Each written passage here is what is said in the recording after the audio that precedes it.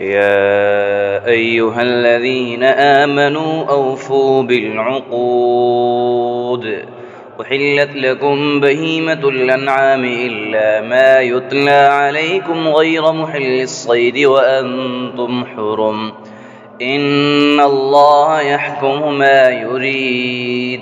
يا أيها الذين آمنوا لا تحلوا شعائر الله ولا الشهر الحرام ولا الهدي ولا القلائد ولا آمين البيت الحرام يبتغون فضلا من ربهم فرضوانا.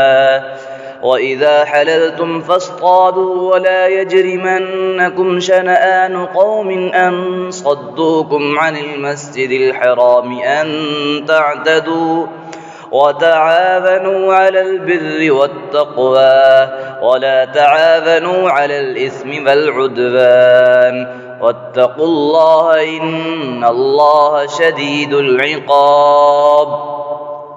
حرمت عليكم الميتة والدم ولحم الخنزير وما أهل لغير الله به والمنخنقة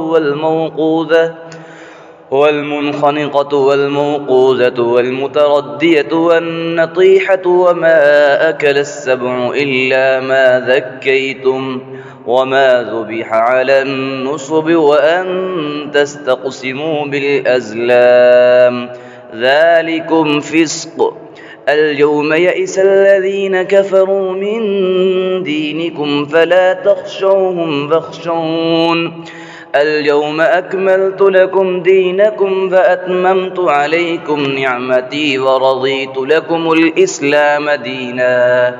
فمن اضطر في مخمصة غير متجانف لإثم فإن الله غفور رحيم.